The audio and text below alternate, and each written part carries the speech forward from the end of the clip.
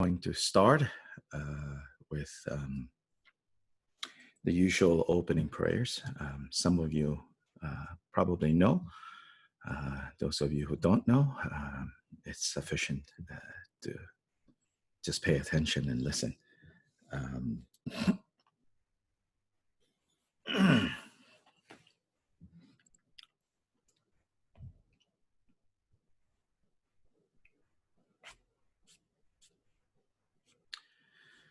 So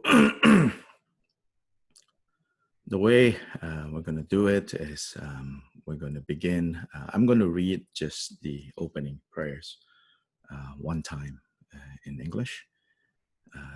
Then I'm going to chant them in the Tibetan. So it's the aspiration bodhicitta followed by engagement bodhicitta. These were words from Kyopa Jigten Sumgön himself, then followed by the more common four-line refuge prayer that Lord Atisha composed, and then the four immeasurables, basically. That's the recitation. All mother sentient beings, limitless as the sky, especially those enemies who hate me, obstructors who harm me, and those who create obstacles on my path to liberation and all-knowingness.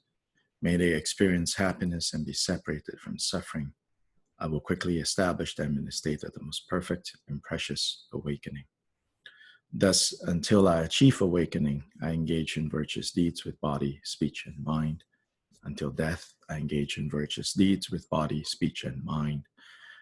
From now until this time tomorrow, I engage in virtuous deeds with body, speech, and mind. In the Buddha, Dharma, and Sangha most excellent, I take refuge until awakening is reached. By the merit of generosity and other perfections, may I attain Buddhahood for the sake of all migratory beings. May all mother sentient beings, limitless as the sky, have happiness and the causes of happiness. May they be liberated from suffering and the causes of suffering. May they never be separated from the happiness that is free from sorrow. May they rest in equanimity, free from attachment and aversion.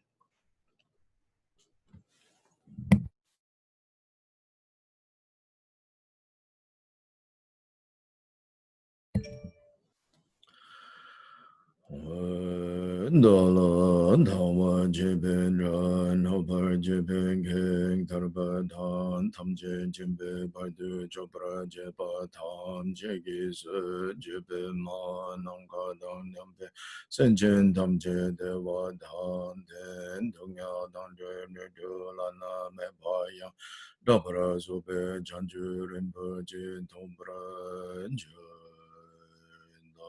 Dhamma Jepe Dra Nopar Jepe Keng Tarpa Dan Tam Je Kimbe Bardu Chopra Jepa Tam Jegi Se Jepe Ma Nanga Dang Nyambe Senjen Tam Je Dewa Dan Den Dunya Dangre Nidu Lana Mepa Yang Dabra Sope Chanchu Rimpa Je Tobra Je Dhamma Jepe Dra Nopar Jepe Keng Tarpa Dan Tam Je Kimbe Bardu Chopra Jepa Tam Jegi Se Jepe Ma Nanga Dang Nyampe Senjen Tam Je Dewa Dang De Dunya Dang De Nidu Lana Mepa Ya Dabra Sobe Janju Rimpo Je Tobra Je Du Sama Gegi Bardu Longa Yisum Gewa Lago Mashi Bardu Longa Yisum Gewa Lago De Tering Ne Sunde Nema Sangta Sangi Bardu Longa Yisum Gewa Lago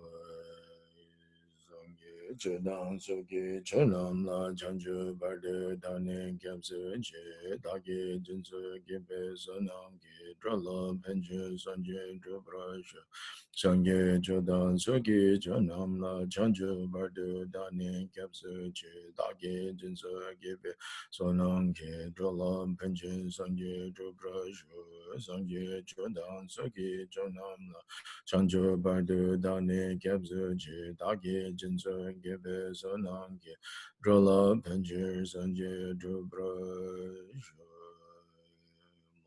Nongkada Nyampe Senjen Tamje Dewa Dam Dewen Kindan Dempra Girji Dunya Dan Dunya Gi Girdan Drawa Girji Dunya Mepe Dewa Dame Drawa Girji Neling Chadan Nidan Drawe Tangyong La Nebra Girji Nongkada Nyampe Senjen Tamje Dewa Dan Dewen Kindan Dempra Girji Dunya Dan Dunya Gi Girdan Drava Girji Dunya Mepe Dewa Dhamme Drava Girji Nering Chadang Nidang Drave Tangyang La Nebra Girji Nangka Dang Nyambe Senjen Tamje Dewa Dang Dewen Kindan Dempra Girji Dunya Dang Dunya Gi Girdan Drava Girji Dunya Mepe Dewa Dhamme Drava Girji Nering Chadang Nidang Drave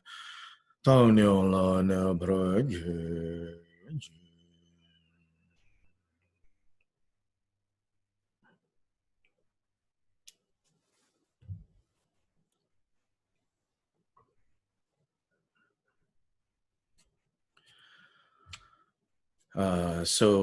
Good morning to all of you. This morning is a very brief overview of the Medicine Buddha Sadhana that we will be practicing this next weekend with His Eminence Trisab Rinpoche leading. Rinpoche is in India right now, in Shimla, where he was born and raised, where his family is safely, in Shimla, on the foothills and the Himalayas. So this retreat, just to clarify some things, will be basically done, the practice will be done in Tibetan. Since we have people participating from different parts of the world that speak different languages, so then for the sake of simplifying, we decided that we will be doing the practice in Tibetan. So unlike other retreats that maybe some of us are more familiar with, this next weekend, there isn't going to be any instructions or any teachings. It's primarily a retreat for accumulating the Medicine Buddha mantra. So first of all, with the Medicine Buddha mantra, this particular sadhana has a different mantra that most of us are familiar with.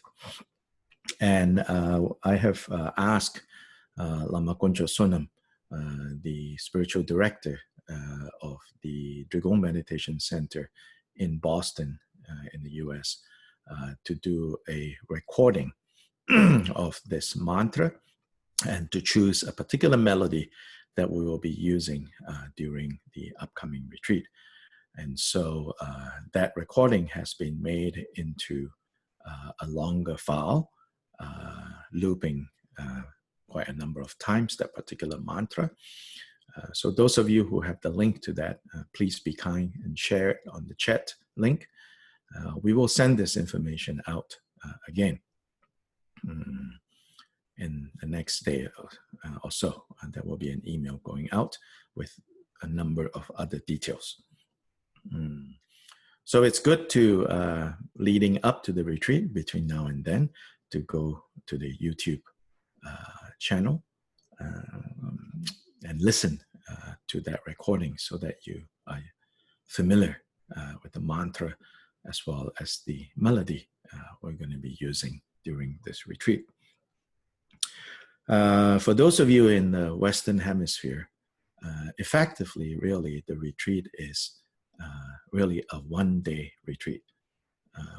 All day Saturday for those of us in the West, with a kind of, you could say, pre-retreat entering on Friday night, where Rinpoche will give the lung, the reading transmission for this practice, and then do the opening practices and beginning with the mantra recitation on Friday night for us in the Western Hemisphere.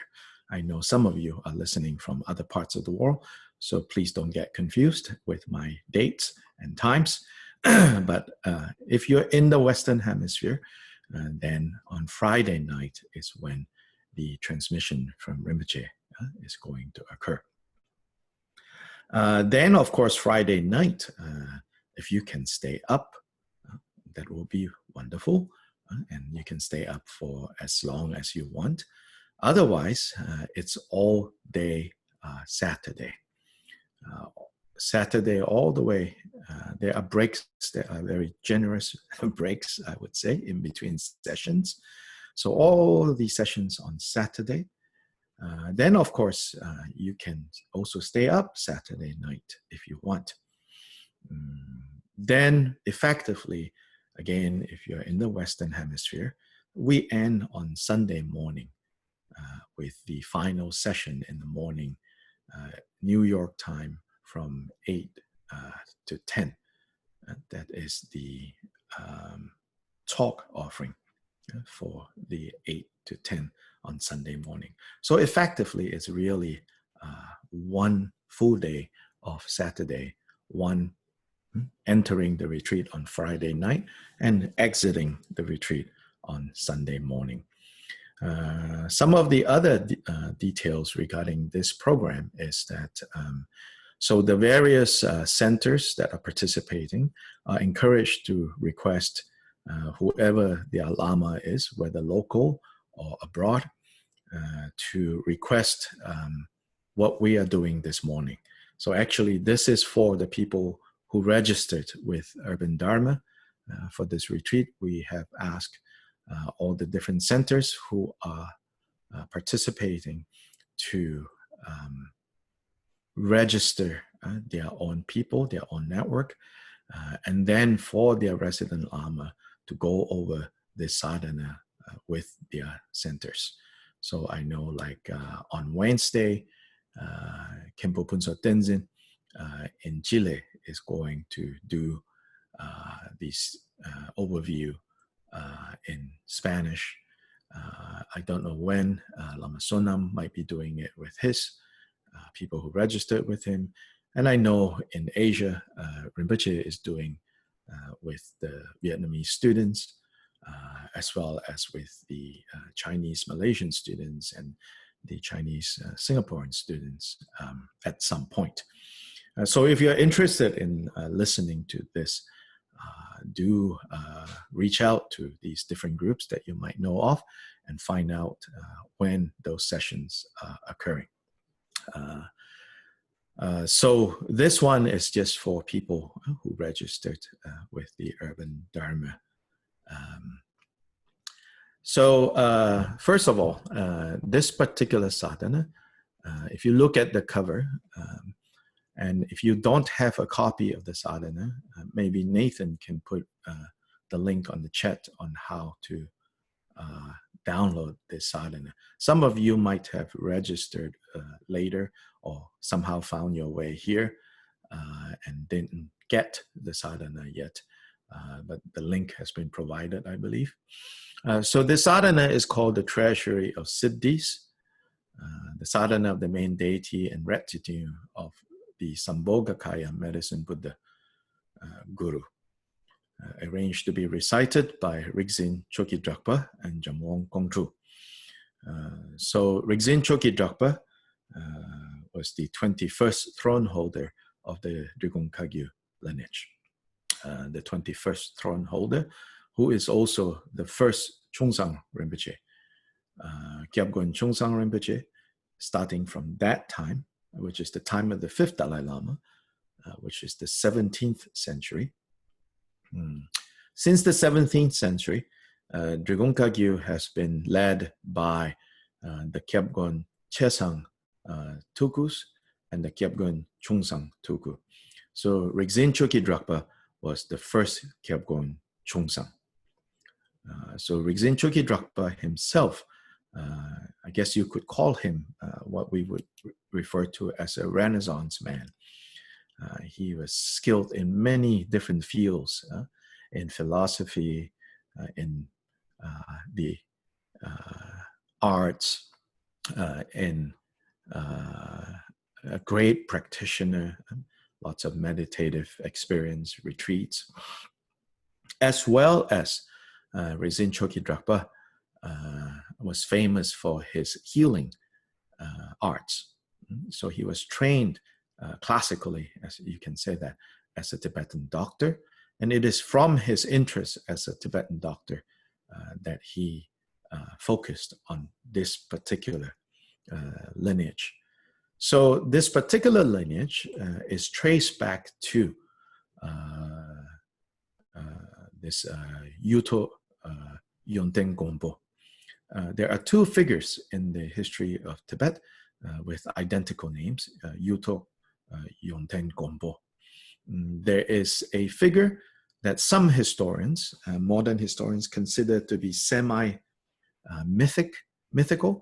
The Yuto Yonten Gompo during the 8th century, sometimes called Yuto Yonten Gompo the Elder, who is said to have introduced this Tibetan medical tradition in the 8th century. Then there is the Yuto Yonten Gompo that we know for sure was a historical figure. And we also know for sure to be the one who greatly kind of shaped Tibetan medicine as we know it today. So sometimes called Yuto Yonten Gompo the younger.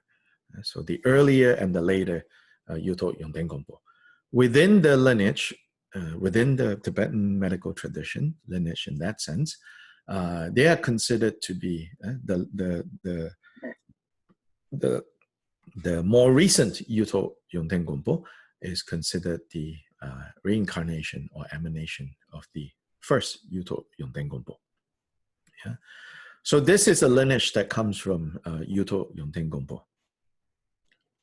So Chodra sought out this lineage and practiced it himself. And then so from Rigzin Choki Drakpa, a lineage then comes down to the Drigung Kagyu lineage. Yeah. So when we use the word lineage, in Tibetan Buddhism, there are several layers or levels of lineage, I would say.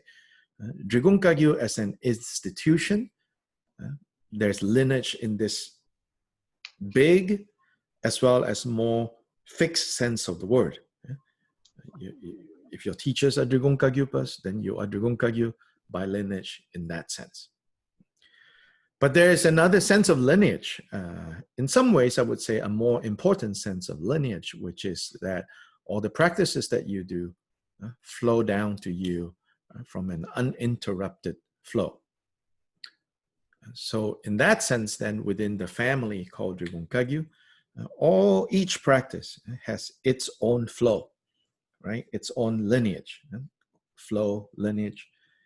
So this particular flow, this particular lineage is one that Rigzin Choki Drakpa in the 17th century sought out from outside of the Drigung family and brought it in. Then from him, it comes down to us today. Here, Jangbong Kongtrul is mentioned.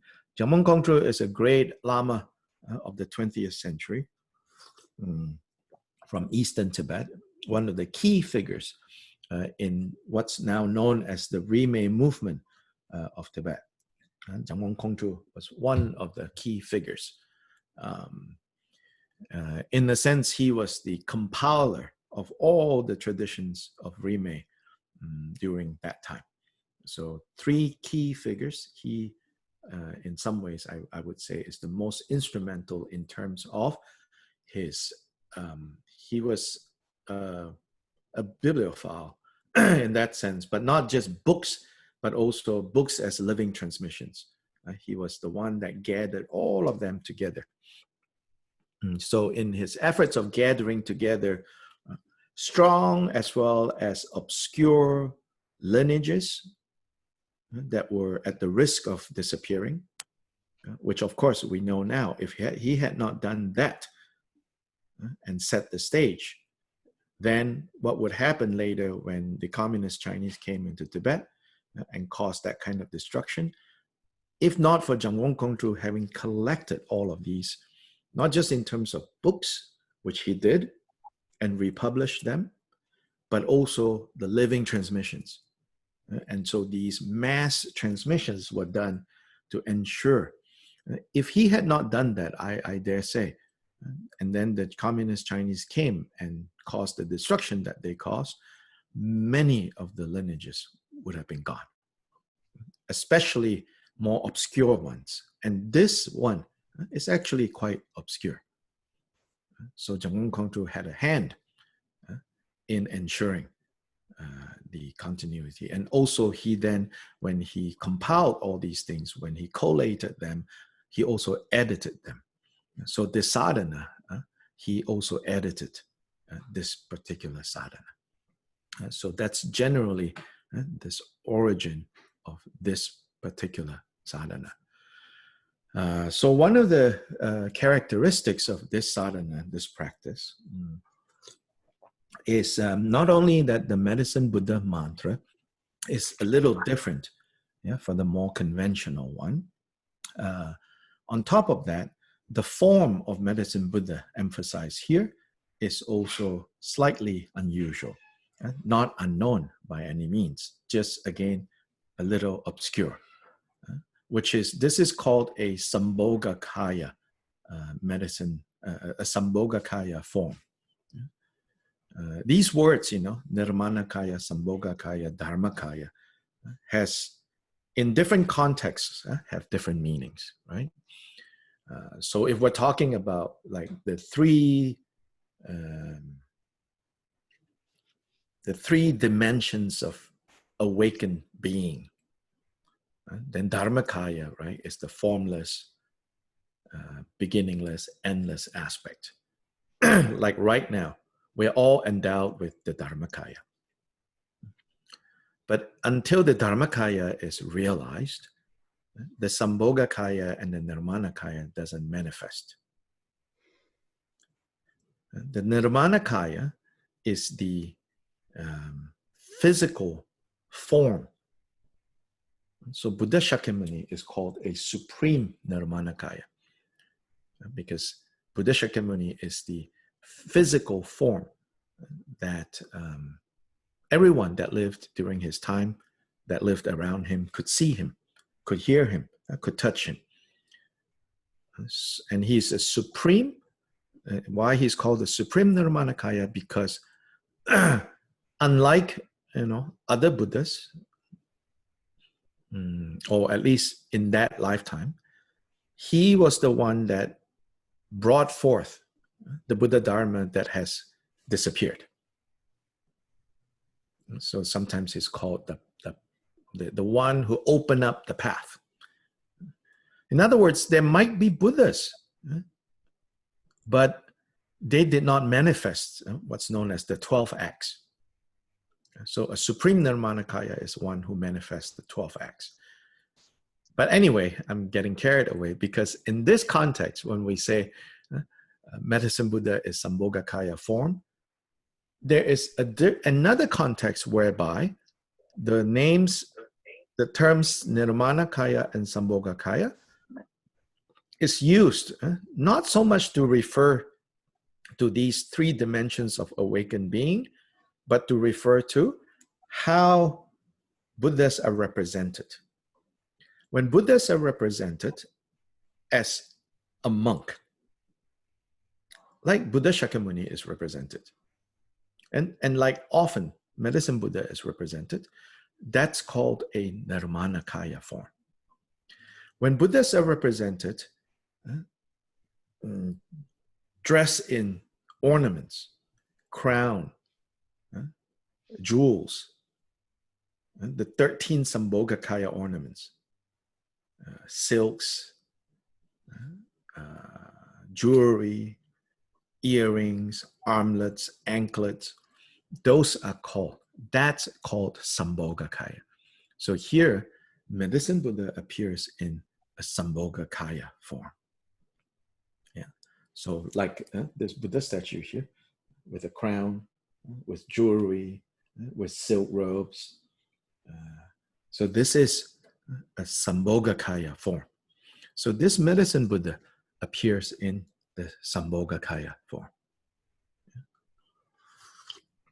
Because, again, of Chodra's emphasis on this particular form, this particular practice, these days, when the Medicine Buddha's empowerment is given in the Drigung tradition, not exclusively, but close to, the particular empowerment text is actually this form, the Sambhogakaya form.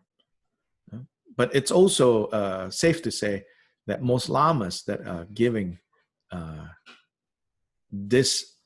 most Drigung lamas that have given this Medicine Buddha empowerment,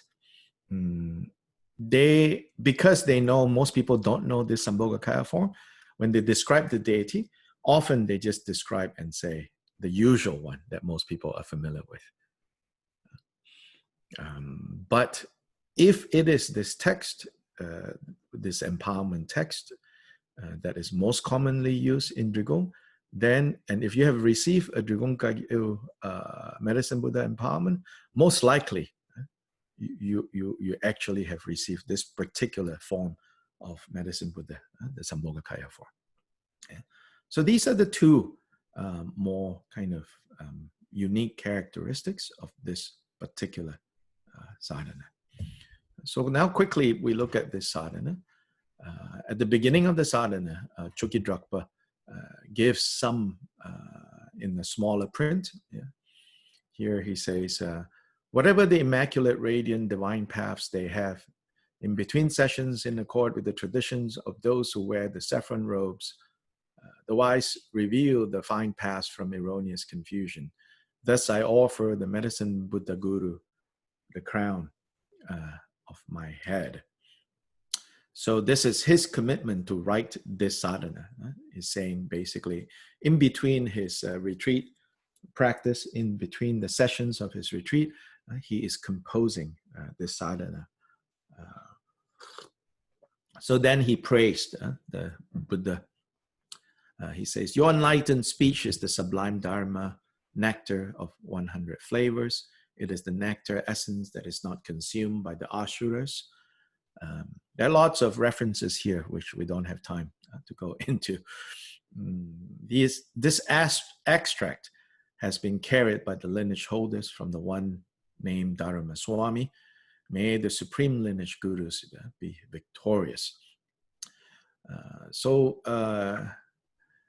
this extract has been carried by the lineage holders from the one named Dharma Swami.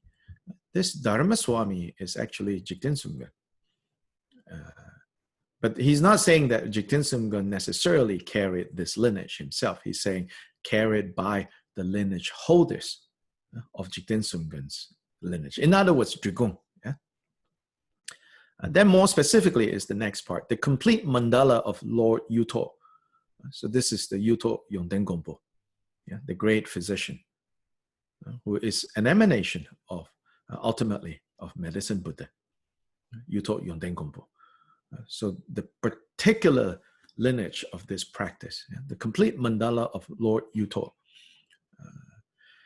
So in fact, when we meditate on this particular form of Medicine Buddha, we want to think that this Medicine Buddha is inseparable from Yuto Yonten Gompo, which in the Tibetan context, right, is the master of healers. Right? For Tibetans, when they think of the greatest doctor on earth, they think of Yuto Yonten Gompo. So I would say for us, right, when we meditate on this medicine Buddha during this retreat, we want to think that this medicine Buddha is inseparable from all the healers. Whoever the greatest healers you think, that you culturally think of as the supreme healer. I mean, aside from medicine Buddha himself, but whatever origins of medical traditions that you trust, you know, like, you know, Anila, you know, don't ask her to trust witch doctors. You know, she says, I don't trust them.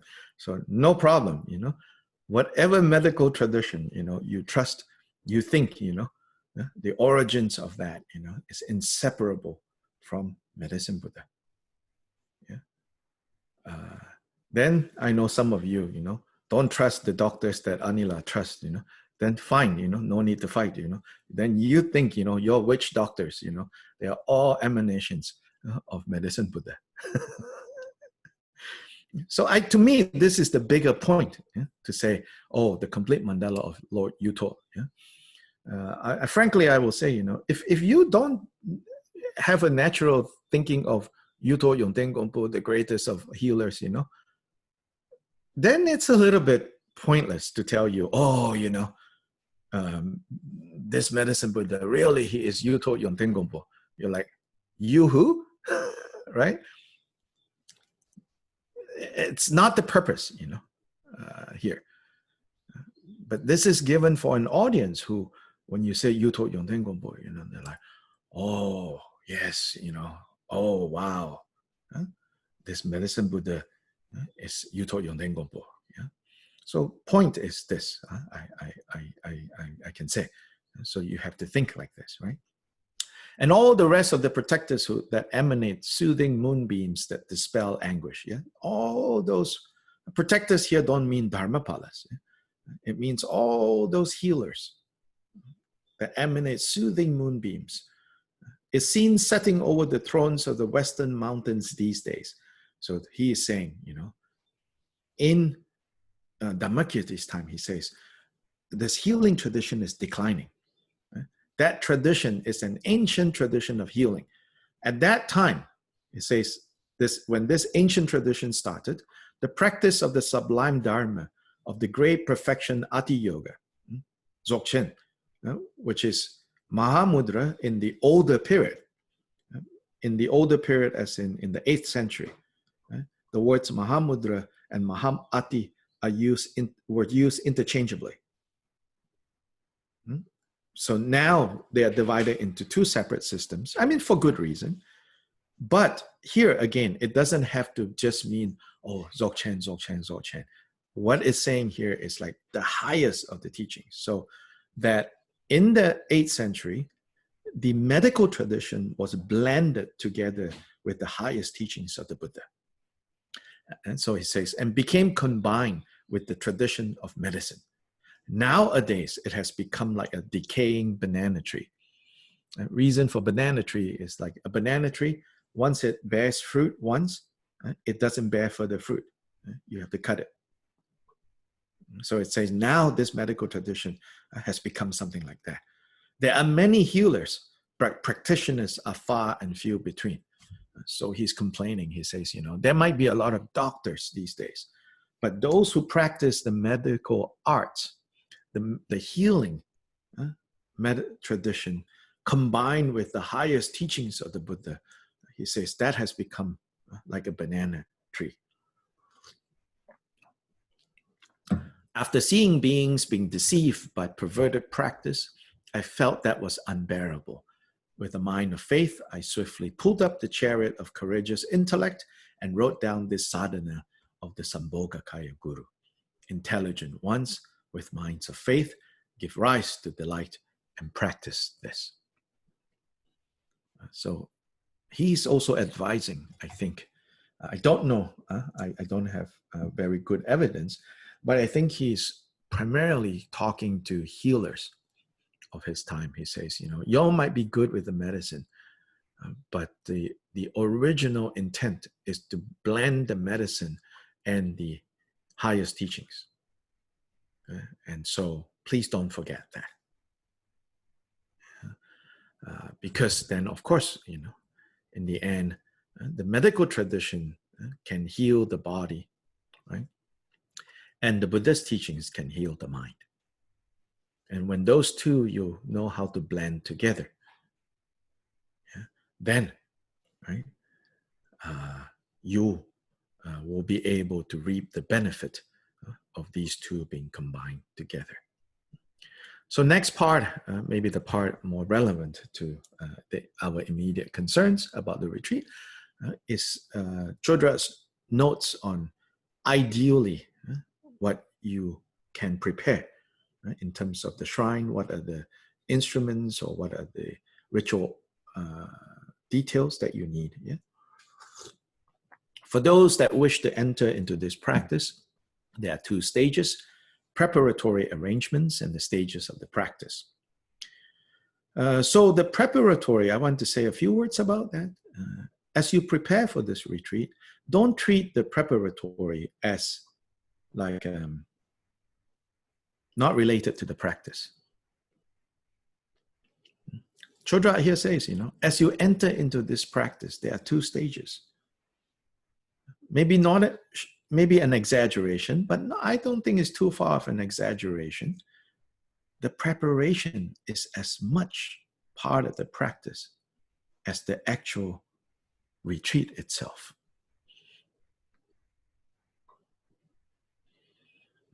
I have a friend who grew up in the Japanese Vajrayana tradition called Tendai. Tendai is a combination of Sutrayana and Vajrayana. He did, in his younger days, he did some very rigorous retreat.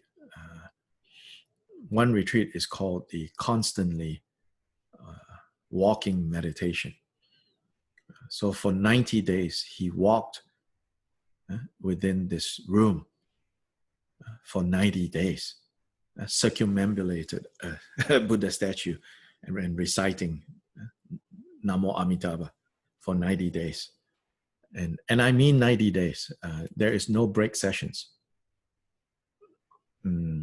So you will walk until you get to break when you need to go to the bathroom. You need to take your meals. Then immediately, right? You go, what about sleep? No. You're allowed to pass out. So you walk until you collapse. Then there's a caretaker that will wake you up, make sure you're not dead. And then once you are awake, you get up and you continue 90 days.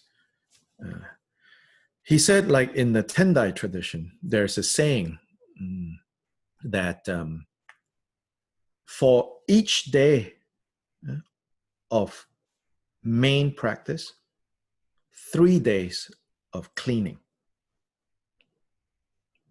Okay, granted they are Japanese. Granted they are the Marie Kondos of the world. But, nonetheless, he says, for 1 day of training, of practice, 3 days of cleaning. And so it might sound extreme, but really, if you really pay attention to this, the preparatory is when you have started your retreat. You're entering into a different state now.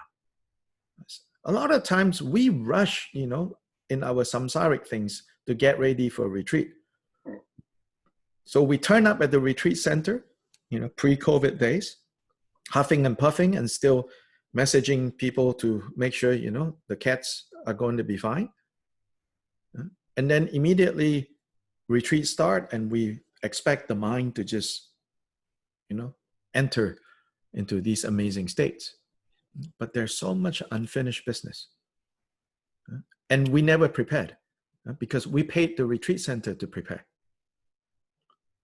Then you walk in the shrine, everything, ooh. And if you get there early, it's for the purpose of getting the front row seats. That's not exactly preparation. That's just more samsaric nonsense. I mean, if you cannot hear, then of course, you want to be at the front seat, and if the tendency of falling asleep, then yes, go sit in front so that you will be more alert. Other than that, it's just samsaric, I want to sit right up front, because the guru's saliva is a lot of blessings, I mean, now COVID, better not sit up front, But the preparatory is really important, Again, I think in the West, in some ways, Dharma is deteriorated. When we go to retreat center, we expect, everything to be prepared. We just want to arrive and want to feel good. And then if you're asked to do any preparation, you're like, I'm not going to do it. I paid full price. I'm not going to do it. Oh, I wear special robes. I cannot like wrinkle my robes. I'm just going to sit. Yeah, this is not going to work. Likewise, if you are asked to prepare and you do it grudgingly, also it will not work. But if you prepare with the understanding, at the preparation stage, this is what we call ngondro. This is what we call preliminary practice. Ngondro starts there. Cleaning your shrine, setting up a shrine, procuring the offering materials. All of that is ngondro. All of that is the preliminary that we need to pay attention to. So here, he says, when this practice, there are two parts, two stages, preparatory arrangements and the stages of the practice. First, in a clean and solitary place. So clean, right? You have to clean. So my Japanese friend, 1 day of practice, 3 days of cleaning. So first clean. So clean the place.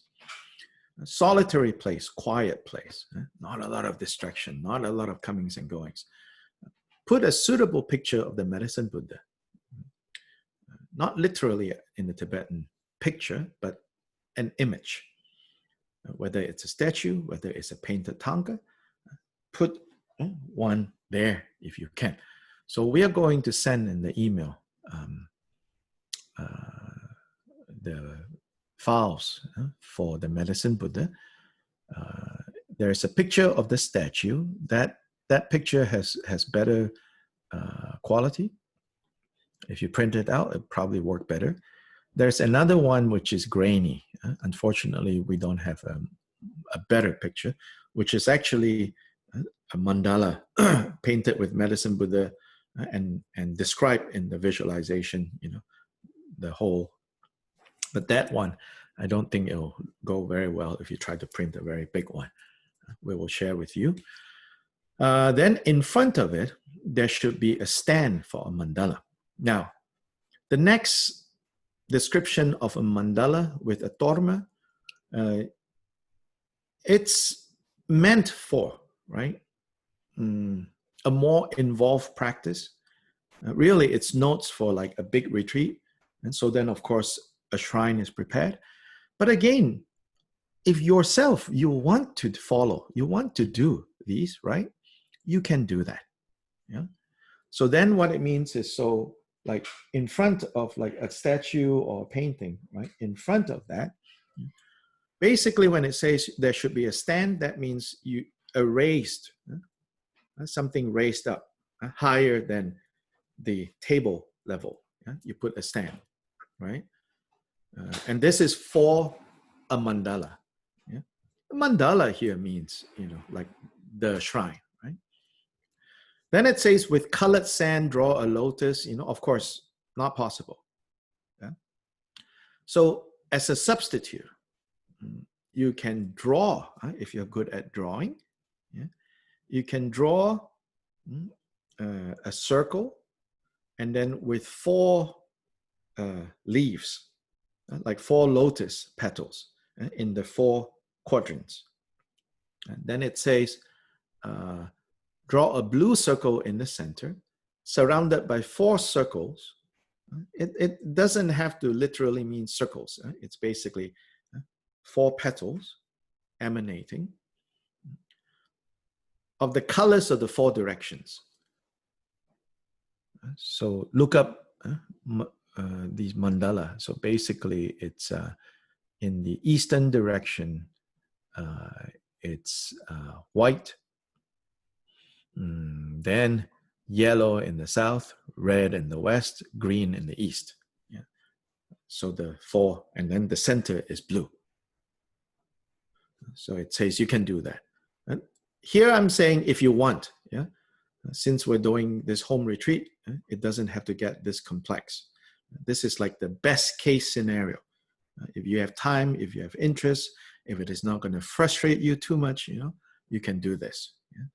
Then in front of that place, in front of that mandala, place a medicine Buddha Torma that is round and white, sprinkled with the 3 whites and 3 sweets. So here it means a Torma made with the 3 whites and 3 sweets. So what do you do with this Torma? You buy a cake. You buy a small cake. Basically, Torma is a food offering. But here, the food offering also represents the deity. Very much like the Catholic host, the body of Christ. Very much that concept. So this Torma will represent the medicine Buddha as a living presence. So why Torma on top of the statue, on top of the mandala? I think it really has something to do with how it's made out of food. Food is the basis of life. Life is our body and food.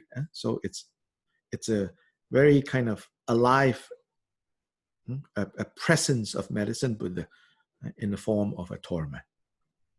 Yeah. Some of you might have these wooden or metal Torma, what's known as the 100 Deities Torma. So if you have one of those, especially the ones that are metal that you can deconstruct, if you look inside the main part, it's hollow. Yeah, and what's hollow in there, for these tormas, you should fill with grains, corn, rice, barley, food.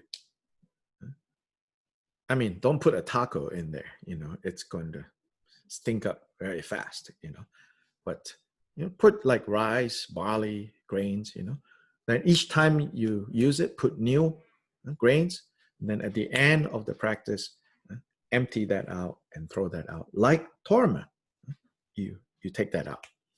Yeah. So that's the Torma. Yeah. Then, okay, so then the mandala, right? The one that says painted with sand. So then I said you can draw yourself. Another way you can do that is, if you have a like mandala offering plate, mandala, yeah. So this mandala surface, so what you do is you take rice, yeah. Rice that you wet a little bit. And you wet a little bit, just a little bit, so that it's mostly dry, but enough water, right, to make the rice, because of the starch, that it will stick together. So this water that you use to wet your mandala should be saffron water, if at all possible. So then your rice will be stained yellow. That's a good thing to do. If you have the 6 medicine, you can mix it in the rice as well. This is just makes it more auspicious. This six medicine, six good medicine. I know some place that sells it, but it shall not be named, where you can, this is shameless commercial plug. But there are things like that. So if you don't have that, you just basically cardamom, nutmeg, cloves. You can go to your grocery store, and buy some of that and crush it up, mix it in the rice with the saffron. And what you do is like you shape 5 cones on this mandala plate. You shape 5 cones so that it's 5 piles. 1 in the center, 4 on the 4 sides. That is the mandala. That is the sand mandala. That is the colored powdered mandala. You want more arts and crafts? Great. Then what you can do is with the rice, right? The 4 directions and the center, you can dye it blue, white, yellow, red, green, and make your 5 piles. So Vajrayana practice is great for those who like arts and crafts. If you hate arts and crafts, then I'm sorry, I don't know what to say. Maybe try Zen. Or try American Vipassana. Then,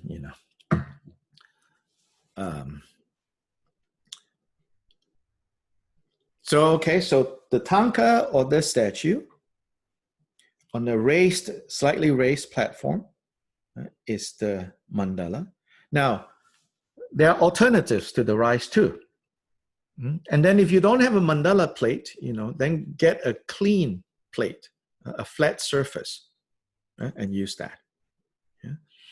Then if you don't want the rice, or you don't, I don't know what to do with that, then 5 piles of flower petals. Go buy flowers, rip them out into petals, then 5 heaps. The central heap, again, a little bigger, then 4 heaps emanating on a plate, on a raised platform. Then in front of that is the Torma, Medicine Buddha Torma. That, if you want, maybe you can find a blue cupcake, That can be your Medicine Buddha Torma.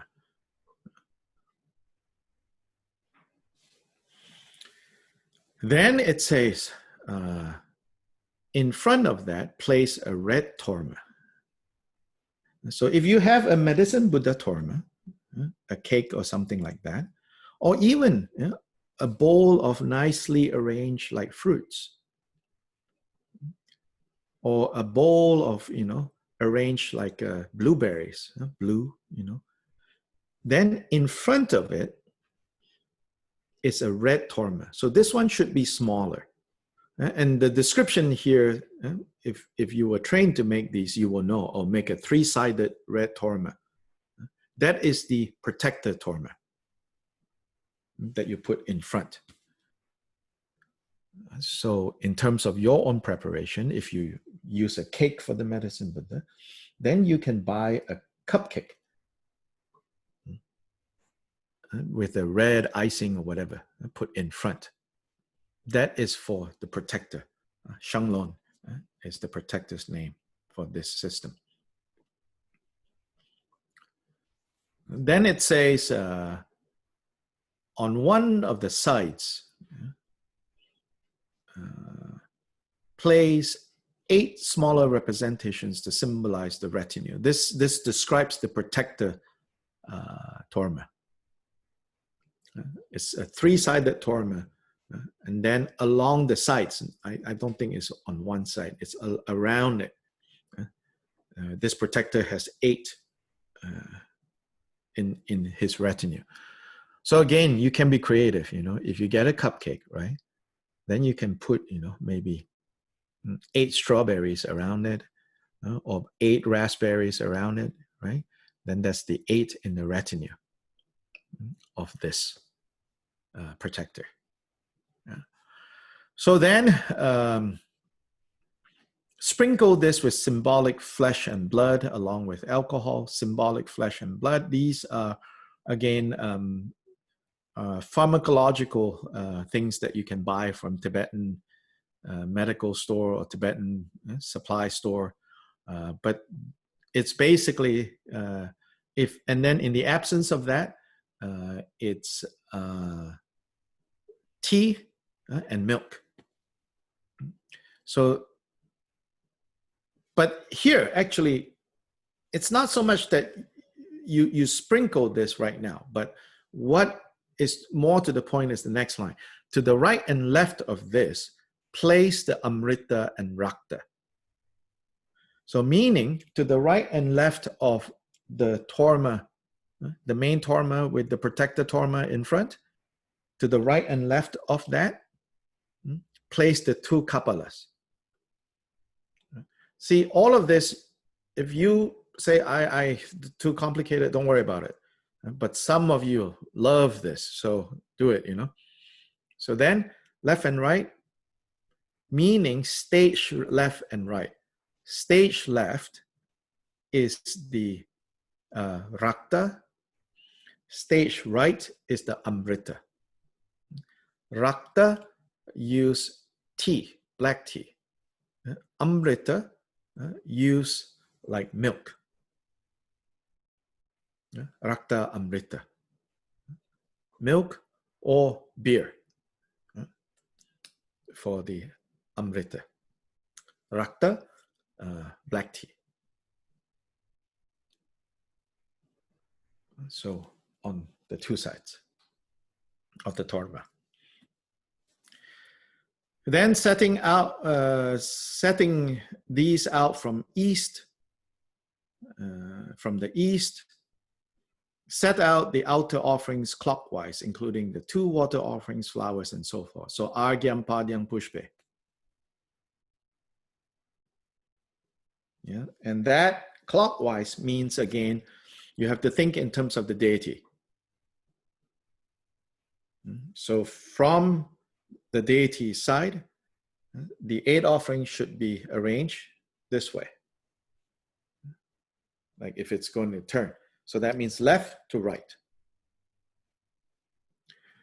That means if you're standing in front, right, it's right to left. Yeah? It says here clockwise. Clockwise from deity's perspective. So then it's going from here to here. So if you're standing in front of a shrine, then it's right to left. The 8 offerings. You can set that out. Then it says also make a preliminary Torma. That's the Torma to dispel obstacles. Chedo Torma and Denma Torma. These 2 are offered at the end.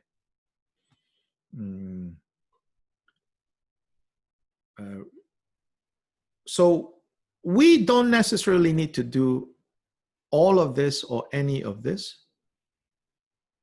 If it is too complex for you, Rinpoche will prepare all of this at his shrine in India.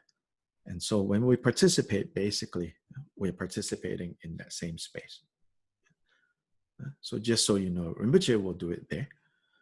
And different centers, different lamas, they are probably doing it there as well. Yeah. Then gathering the Vajra and bell, Damaru drum, just a point of clarification. In Drigong tradition, when there is a gathering of practitioners, only one person uses the Damaru. But now we're all at home, so, you know, bang away with your Damaru, you know. You can use the Damaru if you know how to use the Damaru. If you don't know how to use the Damaru, this is a good time to get used to using a Damaru because you are alone. Nobody needs to hear your attempts to learn the Damaru. So if you have a Dhammaru, and inner offerings, the inner offering is basically a kapala filled with tea and a blessing pill, if you can, right? That you need to have an inner offering. So that's the stage, that's the staging, that's the preparation. I'm going to take a quick break to see if there are any questions so far. If you have more than 3 questions, then right now, don't worry. Don't ask any questions. That means you're so lost, okay?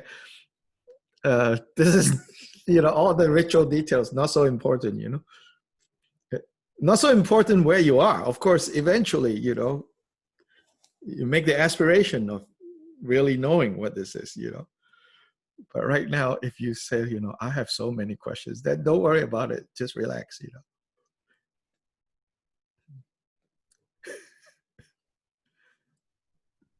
Does the medicine pill go inside of the kapala with the tea for the inner offering? For the inner offering, the medicine pill. Hey, not to clarify, okay?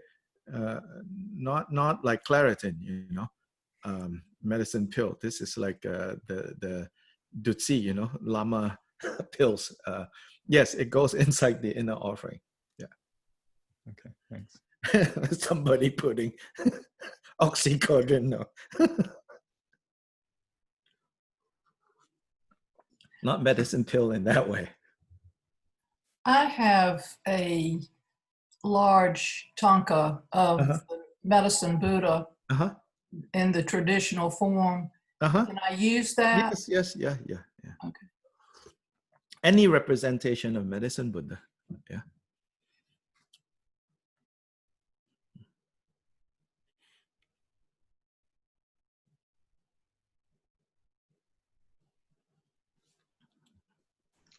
I had a question in terms of the.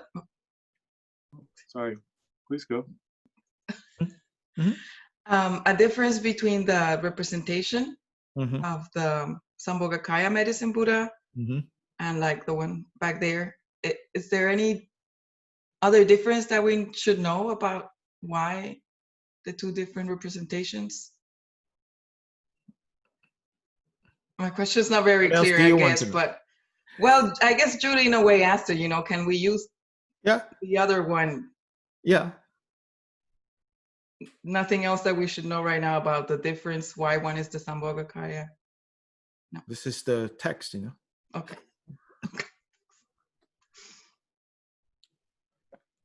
Is it possible to receive examples of the tormas? I've not made tormas in the stylist tradition, and I'd like to be able to set up the mandala.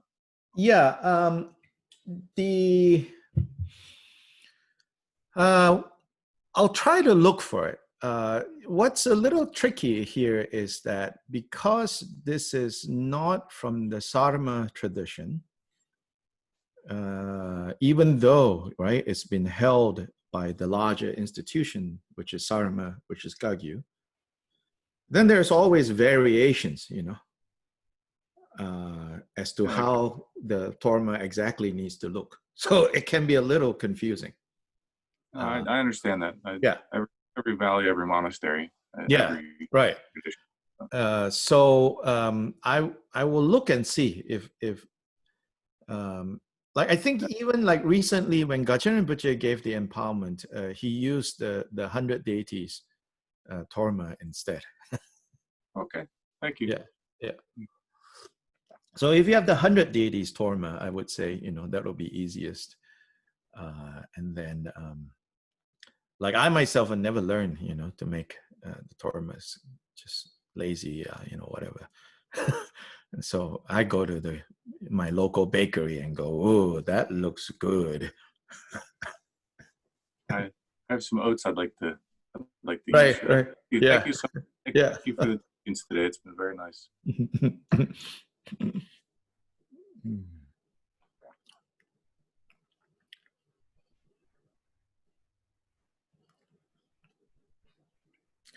Okay, so we move on to kind of just again an overview of this sadhana. Sadhana is long. There's so much. It's rich with details. We could spend a lot of time talking, but the purpose of this session is so that this coming weekend, this next weekend, you will not get too distracted by what's going on here, what's going on here, what's going on here. If this is also because in the West, we have fed your curiosity, which is good, that so much, But in Asia, some have so much devotion, they don't need a lot of information. Some.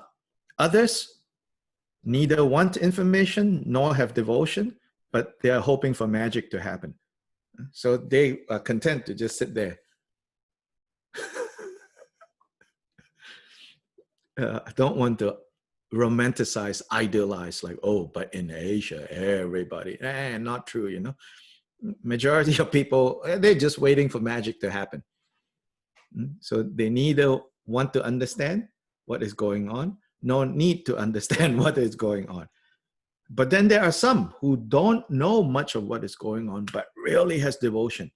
Oh, that's most wonderful. Then for us in the West, devotion is difficult. Then at least have some understanding. So page 5, this is the lineage prayer. So it begins with lineage prayer.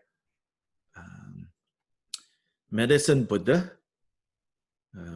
as the origin of this lineage. Then there is the wisdom Dakini, Somo Pelden Tring, the Dakini who then gave these teachings to Yuto. So the Yuto Yongten Gompo. Then from there to Yeshe Zung, Pelden Shunnu, and so on and so forth. Then if you go down line, let's see, 1, 2, 3, 4, 5, 6, 6 line down, you're going to see at the end of 6th line, Drigong Chuki Drakpa. He received it from Gampo Chowang, probably a lama at the Gampo monastery, Gampopa's monastery. He received Drigong Chuki Drakpa. So that is the Chodra that we're talking about. That is the first Chungsang Rinpoche during the time of the 5th Dalai Lama. Those were difficult times for Tibet. The Dalai Lama came to quote-unquote unify Tibet after a prolonged kind of unrest in Tibet, where the Mongols came and attacked and took over and burned a lot of monasteries and this and that. So those were difficult times, but Drigong Chuki Drakpa was very active during that time. So from there, the lineage is brought into the particular flow that we are kind of plugging ourselves into now. Then it comes to Tugje Nima, right, at the second last line, and Lord Nuden Dorje. Lord Nuden Dorje. During this retreat, from there, we don't recite, because you see, alternatively, after Zukar Choje, so this is an alternative list. This alternative list was relevant to Jamgong Kongtru, the 20th century Great Lama that I mentioned, right? This is relevant to how he got this, but not relevant to us. So from Lord Nuden Dorje, right, there are other names within the Drigong, but we don't have it in this sadhana, okay? So from there, where we go is, and on the day of the retreat, we'll remind people, where we go is, we go to the next page, page 6, 1, 2, 3, 4, 5 lines down, which is to all root and lineage gurus. That's kind of a catch-all. Page 6, 6th line. 1, 2, 3, 4. 1, 2, 3, 4, 5. The 5th line on page 6. To all the root and lineage gurus. Yeah, if you go up 1 line, you'll see Jamon Gongchu's name, Lord Yongdeng Gyamtso. That's him. He received that from Jamyang Khyentse Wangpo, the name before that.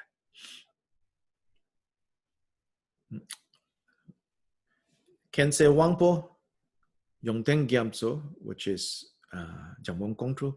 These are 2 of the 3 great figures of the Rime in the early 20th, late 19th century. So, lineage prayers. Yeah. So here, if you look line 5, 6, line 7, right? It says, may our qualities be equal to Lord Yuto. Again, right? It's invoking this greatest of Tibetan doctors. So for a Tibetan audience, right? It evokes this understanding that we practice this sadhana so that we can become like the greatest physicians of all time. So if you're familiar with another physician figure, is the Buddha's doctor, the Buddha's personal doctor, Jivaka. He is a kind of a object of devotion in Theravada countries, especially in Thailand. Thai doctors would pray to Jivaka. And Jivaka is said to be also an emanation of Medicine Buddha in the Tibetan tradition. But for Tibetans, you know, the supreme doctor as a human person was Lord Yuto Yongdeng Gompo.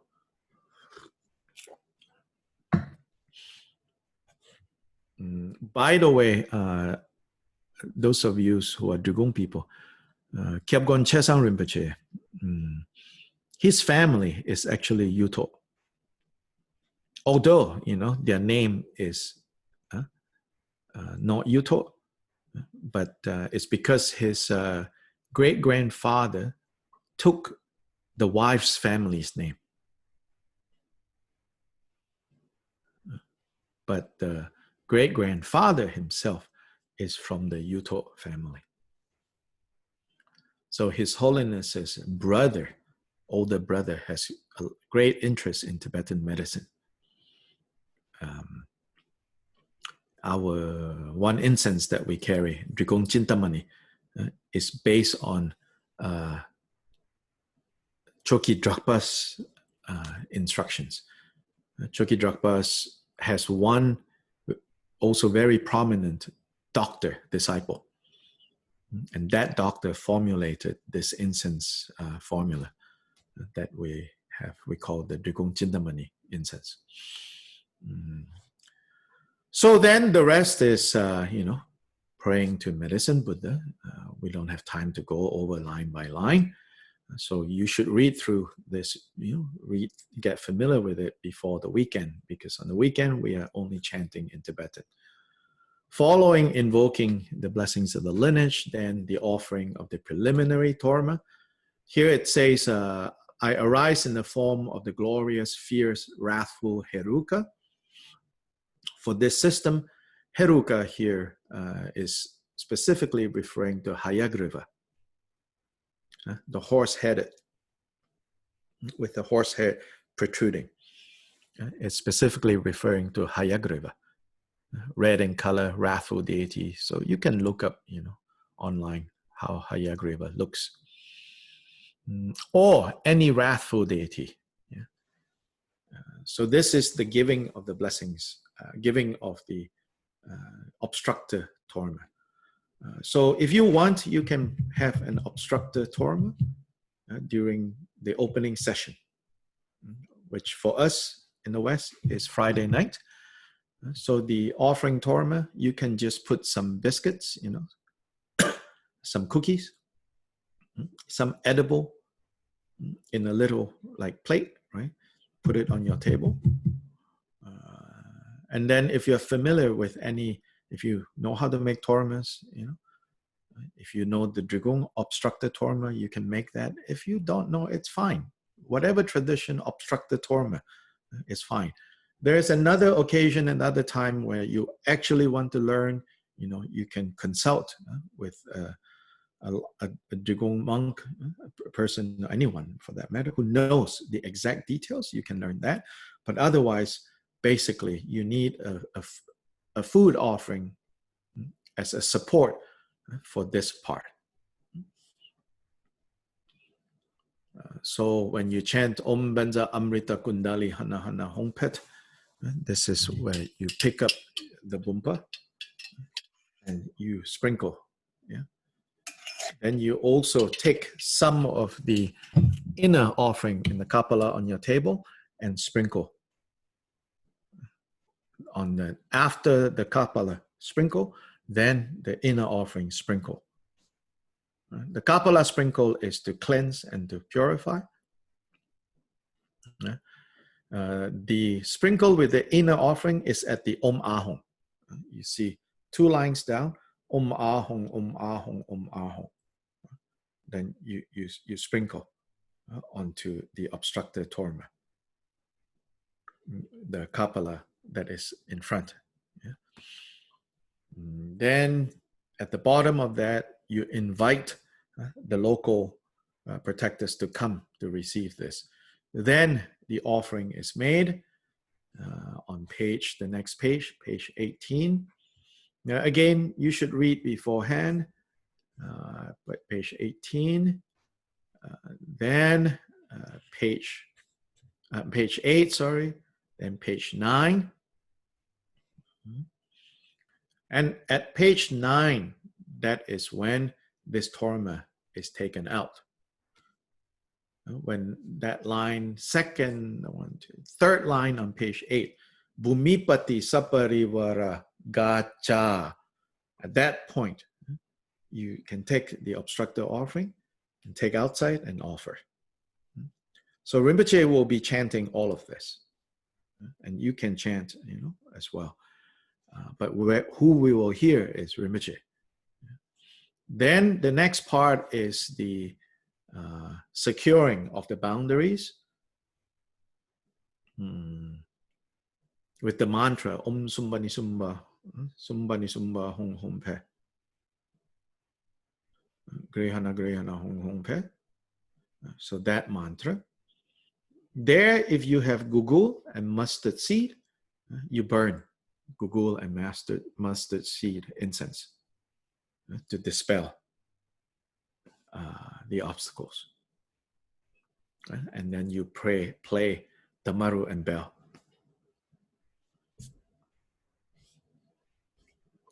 In a recent empowerment that His Holiness the Dalai Lama gave, His Holiness made an important point, I think. He said, these days when I do these rituals, I don't do the expelling of the obstructors anymore. You can see the way he thinks, Of course, that scandalized, some traditionalist. But Dalai Lama said, I don't do this expelling of the obstructors anymore. And he says, it seems hypocritical to me that we make Bodhisattva vow to include all beings, and then now we tell some of them to get lost. So it's an important point to remember. But I also feel we don't need to be fundamentalists about this and say, well, Dalai Lama says you can't do it, don't do it. Here, Jigten Sumgön's teachings especially, he emphasizes, he says, the obstructors that we're dispelling here is distractions. We're not talking about actual entities running around out there. Your own mental distraction needs to be expelled, needs to be removed And so I think, combining what His Holiness the Dalai Lama says and what Kyoba Rinpoche is saying, understand that when we do these types of offerings, we secure the boundary. This is not like a magical equivalent of your monitoring services at your house to keep dangerous people out. This is monitor your own mind with mindfulness. So page 10, refuge and bodhicitta. Quite standard there. Then on page 11, this is a very brief Guru Yoga to practice. So here it says, the embodiment of all the Buddhas of the 3 times Mahaguna is white in color with a rosy complexion. He fully blazes with glorious brilliance and is inseparable from Medicine Buddha King. 1 face, 2 hands. Right hand holds the stem of an arura plant with 3 fruits at his side. Left hand holds a vase, young saffron plant. His black hair is loose. Here is describing Yuto Yontengompo. So I will search for that picture and include in the next email links to that.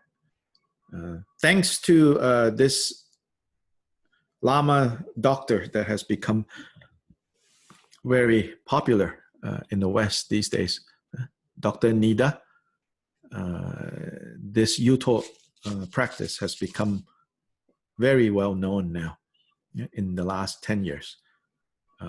So frankly, if you are interested in pursuing this particular, then he is probably a good source. Like in Qigong, right? With this, we didn't select this because we want to compete with him. No. He's the expert on this. It's just, it so happens very interestingly that our main Medicine Buddha sadhana is from this lineage. But I can frankly say, we have not emphasized this within the lineage the way that he is doing. But here is a description of, it's a Guru Yoga of, with Yuto Yontengompo as the Guru. Then at the bottom of 12, reciting the mantra of Lord Yuto Yontengompo.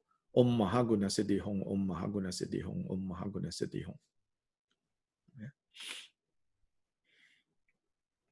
Then receiving empowerment from the Guru at the bottom of page 12.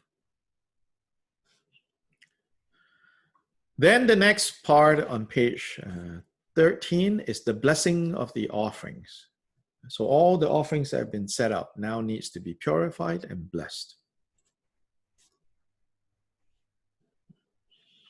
Again, Om Benja Amrita Kundali Hana Hana Hongpet. If you have a bumpa, you pick up the bumpa, you sprinkle to cleanse the offerings.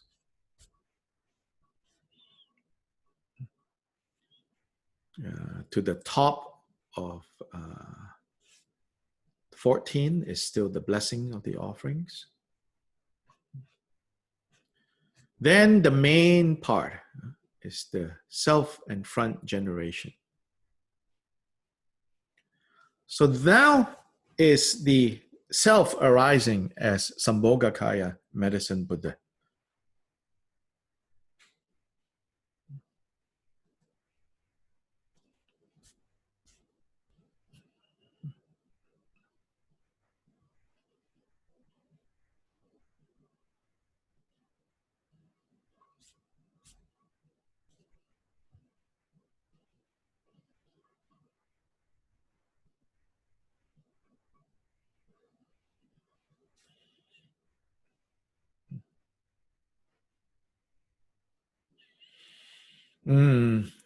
let me clarify here, sorry.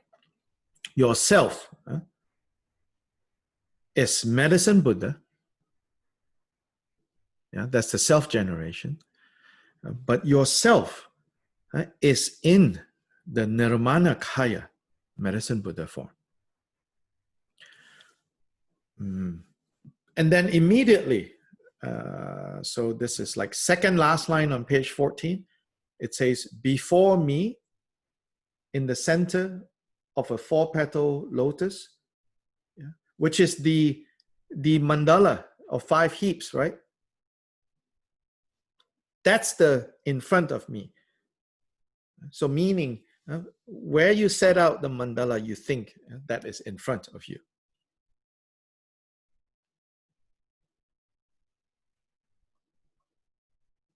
There is the Sambhogakaya, medicine Buddha. Yourself is the Nirmanakaya, medicine Buddha, because it says here, you know, I possess the 3 Dharma robes. That's a Nirmanakaya form, which is the monk form. Before me, that is the Sambhogakaya form. If you continue on to the next page, on page 15, yeah.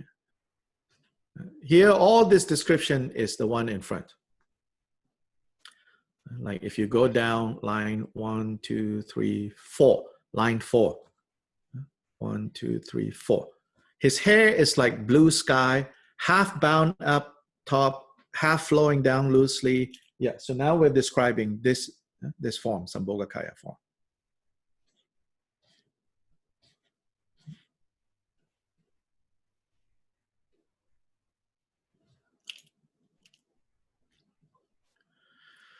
Left hand in the mudra of equanimity, meaning meditation, holding a begging bowl. Right hand in the mudra of granting generosity, this way. Yeah.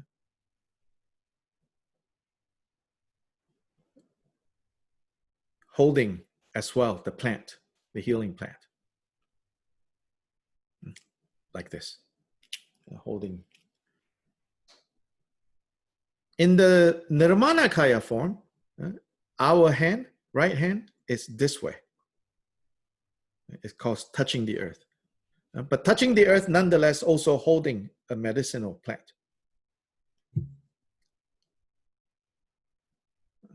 The symbolism here is, of course, you know, like ourself, right? With the hand like this, it's like inwards, right? Touching the earth, but it's inwards in the sense, it's also emphasizing like we are now accumulating, right? Accumulating the capacity to manifest medicine Buddha. Then the medicine Buddha in front in the Sambhogakaya is in the giving form, as in now the actual medicine Buddha is, like you could say, blessing or empowering us. Yeah, so it's in the form of giving. So this is the more like subtle symbolism that is going on. To the question, you know, is there a difference, you know, this form, that form? Yes, there are subtle differences, but fundamentally it's the same principle. Medicine Buddha is medicine Buddha. Then beyond that, you know, Buddhas are Buddhas, you know, whether it's Vajra Varahi, you know, whether it's, you know, Chenrezi, you know, Buddhas are Buddhas. All Buddhas have the same qualities. Yeah. But on a subtle relative level, why Sambhogakaya? Sambhogakaya is emphasizing the manifest qualities of the deities. So all the jewels are the manifest, the clear qualities of the Buddhas. So you can think of that. Why in this practice, medicine Buddha appears in the Sambhogakaya form is to emphasize the manifest qualities, the obvious qualities of the healer Buddha.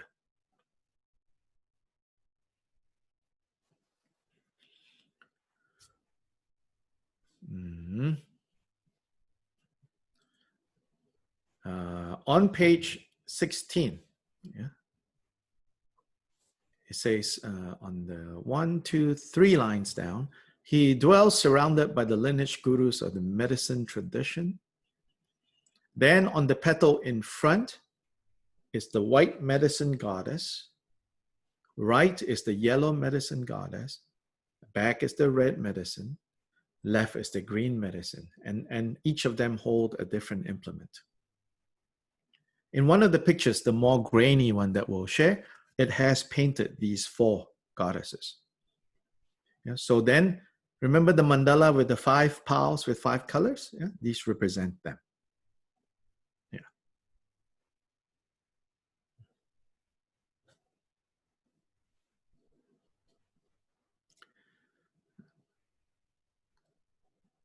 Then at the bottom of 16, it says the great protector Shanglun, with the assembly of all the protectors and the doctors of this tradition. They're all there surrounding this whole mandala.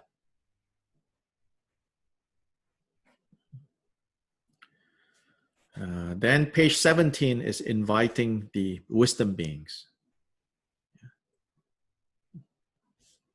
That's 17. Continuing on to 18. Towards the bottom of the 18, after wisdom deities are invited and they dissolve into both the medicine Buddha in front, into ourselves, right? Now is requesting and inviting the empowerment deities to come. And they will confer empowerment. On page 18 at the bottom, a more elaborating on the details of that empowerment.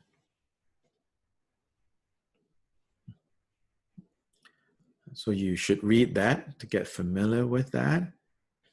Then after the empowerment on page 19, all the blessings are sealed with a Vajra on the top of the heads. Then offerings are made, the 8 offerings.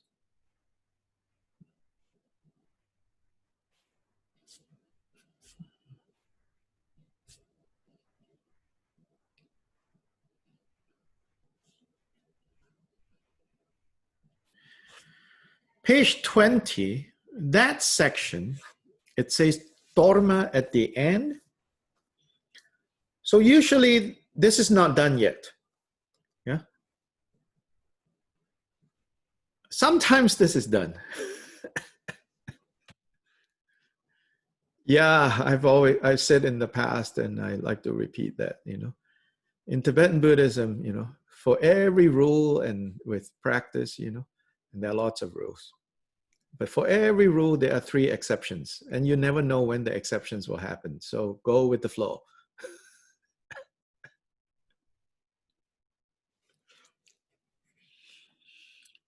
In the Japanese Buddhist case, lots of rules, and there are no exceptions.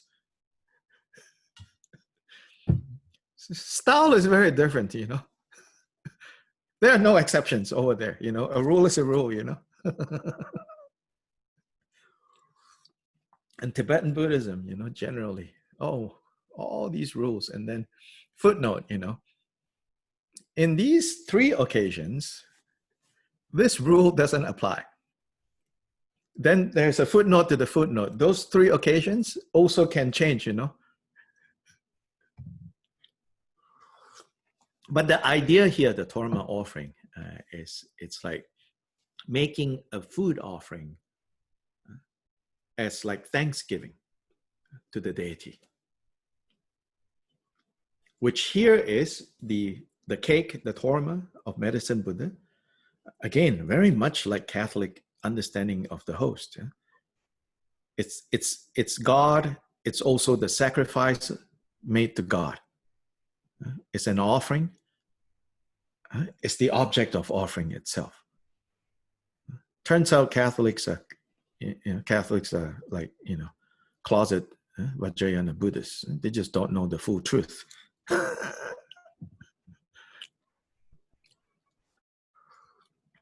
It's Buddha's skillful means, preparing them for the higher truth of Vajrayana at some point. That's what Catholic missionaries said when they went to Japan.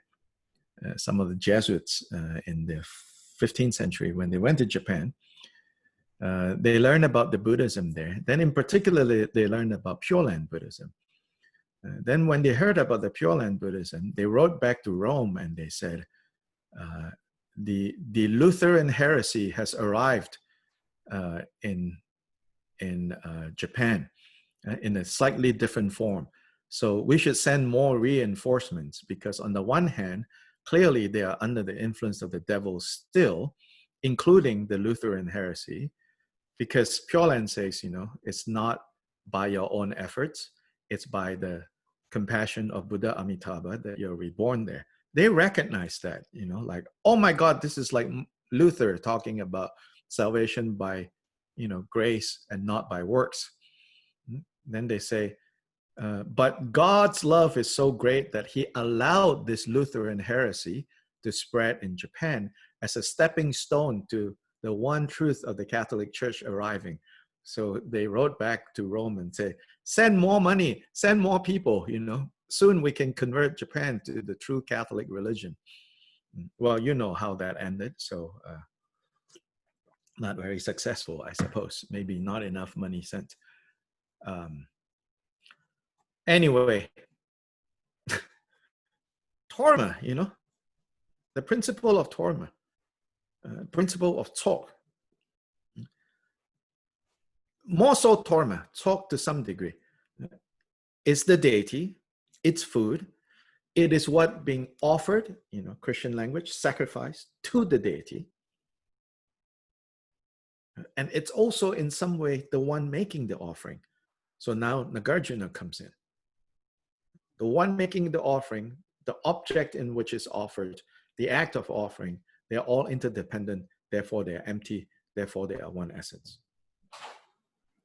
Yeah. So you have this principle here with the Torma offering.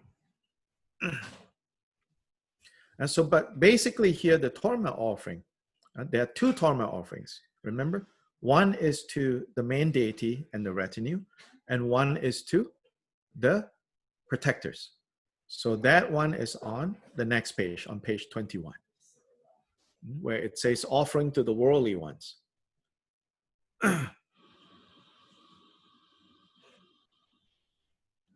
So again, you can read that first, and then the praise. So more typically, we will see how Rinpoche is going to do it this time. More typically, right, after the self-arising, arising in front,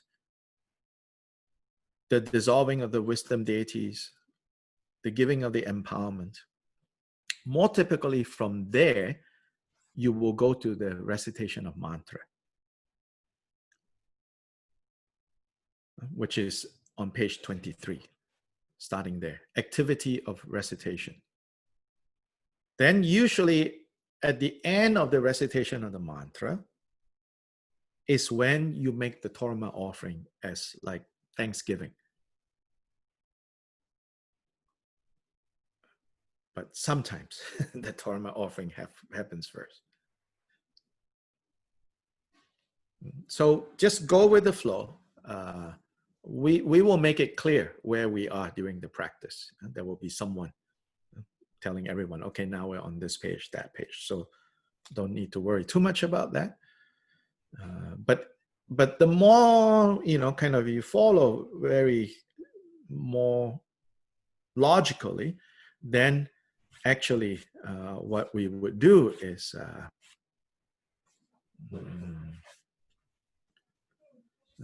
from 19, right, page 19, instead of going to 20, you would go to the praise. The praise on 22. This is praising Medicine Buddha and his retinue. Page 22, page 23, and going on to page 23. The recitation.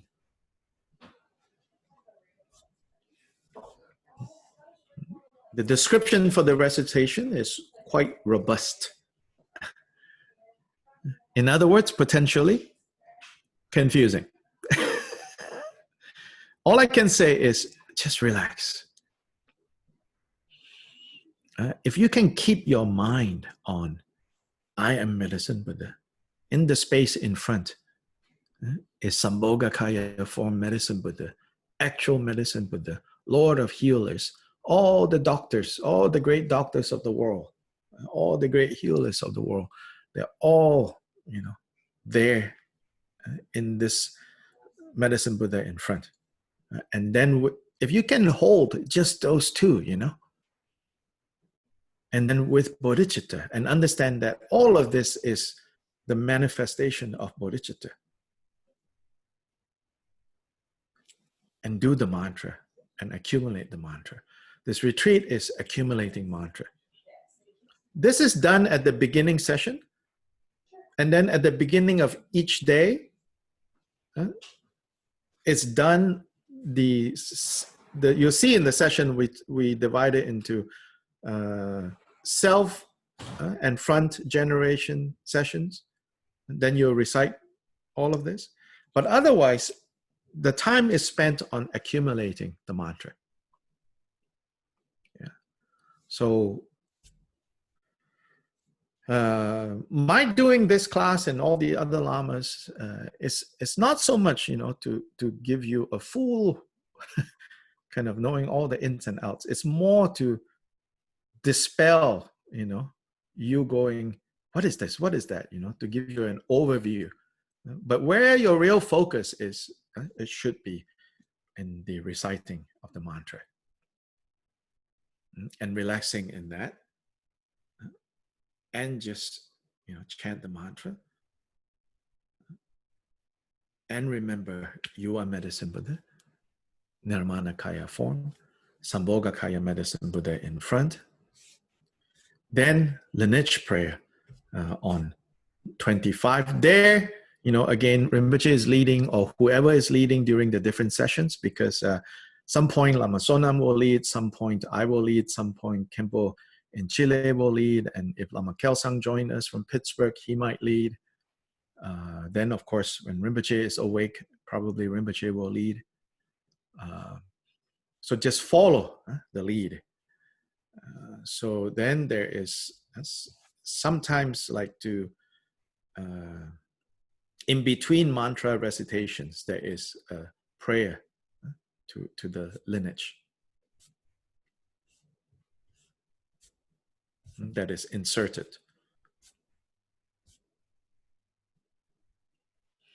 The prayer to the lineage, again, very, very beautiful. A lot of details. Talking about illness, Tibetan conceptions of illness, how illness arises, how to pacify illness. So do read that. Yeah.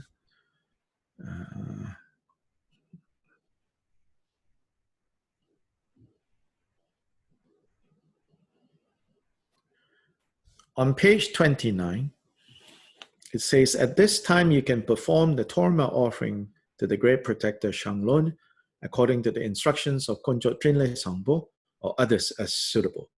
So we don't have this insert here, just so you know.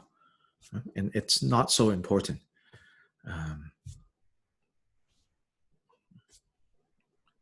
Because again, like I said, this is not like necessarily our main practice, but this is Rinpoche wanting to give an opportunity for people who want to do a focused Medicine Buddha retreat to gather together and do this.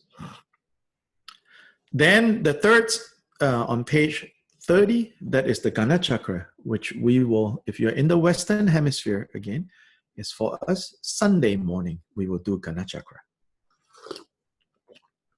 For this, if you can, please prepare some Ganachakura wherever you are. So a plate of food that is solid, like chewables, and a liquid offering. The chewables are the substances of skillful means and compassion.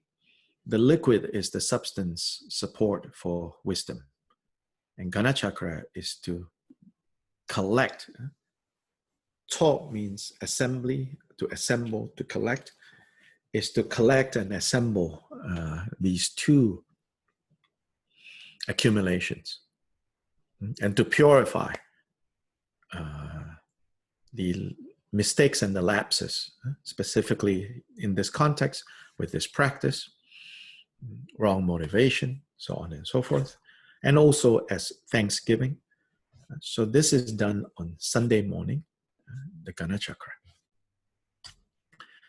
Then under the Ganachakura, there is a few sections, which is very typical of Nyingma style sadhanas.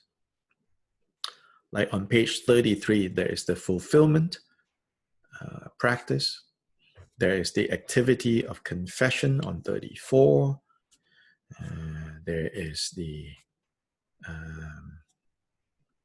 invoking the samayas, 37. There is the Chedo Torma, 38. Denma Torma, 39. And then finally, at the end on page 40, in the middle section, is the conclusion, which is begging forgiveness to purify any mistakes. We do that at the end of the retreat, and then the dissolution at the end. So dissolution is, because this is an extended retreat, dissolution is not done until at the end, at the close of the retreat. I have a funny story to tell about the Denma goddess offering on page 39.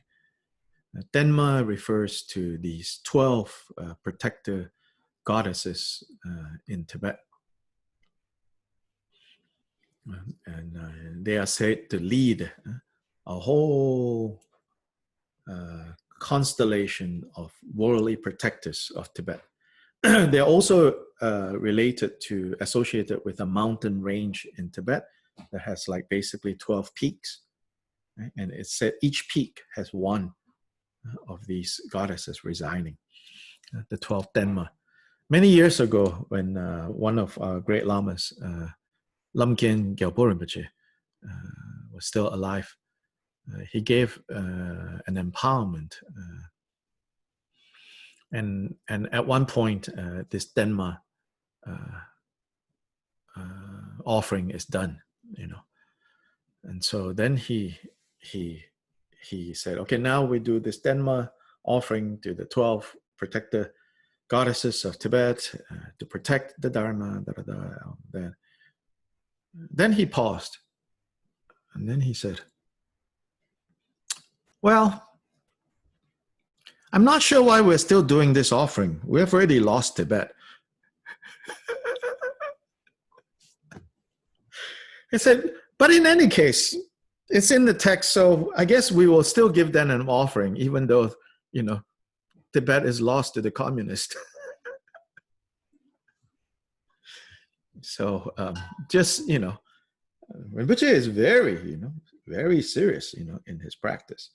But I just wanted to show, you know, like it's not like, you know, fundamentalist and rigid, you know. At the same time, Rinpoche also not, you know, don't feel like he has to, oh, don't say that, you know. The same empowerment during the dispelling of obstructors. Then he said, in the text here, it says, you know, you all go far, far away, go beyond the ocean, you know, which in the traditional cosmology, it means leave, you know, this whole world system.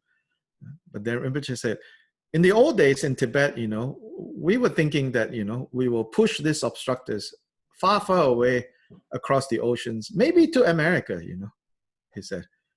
He said, but now we're doing this in America. I guess we're pushing them back to Tibet, these obstructors. And he said, you know, samsara, pushing here, pushing there, you know, better to get out. then you don't have to be busy pushing obstructors across this ocean, across that ocean, you know.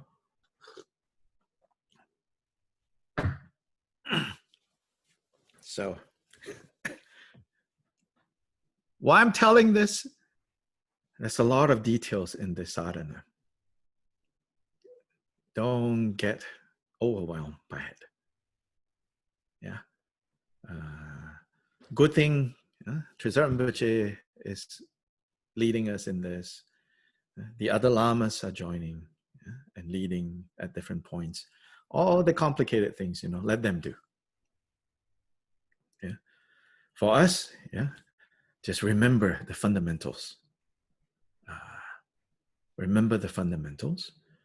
If you have capacity and interest to learn more about the details, there's lots of opportunities to learn more. And now leading up to the retreat, you know, familiarize yourself. Some of the wordings are really beautiful, not, you know, not complicated. They're very evocative. So especially, you know, praying to the lineage, talking about how disease arise, how they are dispelled. Very good, very beautiful words there. Then, of course, you know, the advantage of Zoom is you're in your own space, right? So when that section is chanted in Tibetan, you don't have to chant in Tibetan. You can look at the translation and read, you know. That's one of the great advantages of Zoom. If like chanting following the Tibetan is just exhausting and doesn't work for you, great. Now we are together but separately. We have now a special siddhi. We are all together but separately. You know, it's like, wow. Right? So take advantage of this siddhi and really connect to the practice on a level that is meaningful to you. And that's where siddhis will arise. That's where something can happen. If you kind of take responsibility to make it meaningful to you. For some of us, making it meaningful is doing everything in a language that you absolutely have no idea what's going on. Well, good for you. Also, you can do it. Right now, we are together separately. Then something can happen, you know. Yeah. So let's see. Questions?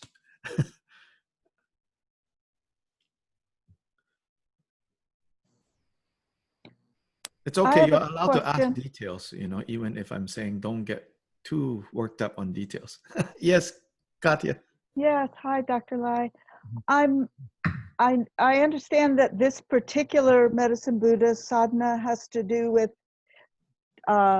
developing our own capacity to offer medicine and to others, and then also to actually be able to offer medicine. I'm wondering where self-healing comes in to. It's foundations of all practices, you know. Self-healing in the physical sense and self-healing in the spiritual sense, right? Without figuring out our own stuff and working on our own stuff, trying to heal others is just, you know, a distraction. Right. Hence, self-arising as Medicine Buddha. Yeah. Yeah. Okay. Thank you. Yeah. So hence, like Lojong, Tonglen, you know, breathing in with compassion, breathing out with loving kindness.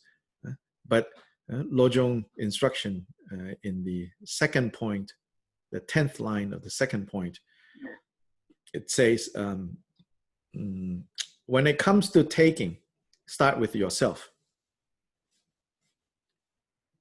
That pith instruction, what is it talking about? Right?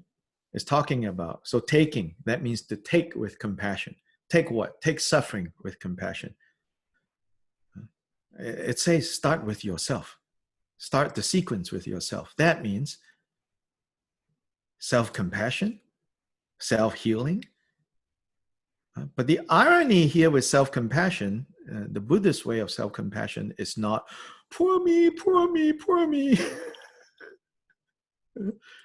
The Buddhist self-compassion is developing the courage, the expansiveness for suffering to turn up. Not pushing away, not pushing away suffering. So it says, as for this, Tonglen, start by taking your own suffering. So the way we self-heal is, of course, accepting that, whatever negative that turns up is the ripening of my karma. I can be resentful, I can be complaining, I can be blaming, or I can take it and say, no problem. Not with idiot compassion either, like no problem, like somehow store it somewhere back there, and then it will come back again, But no problem, why no problem? Because it's empty of inherent existence. So the wisdom aspect makes it possible for it to be no problem. Not the denial aspect. Denial aspect making it no problem, That's more a description of me in front of the donut shop, Denial rather than wisdom telling me, no problem, no problem, no problem.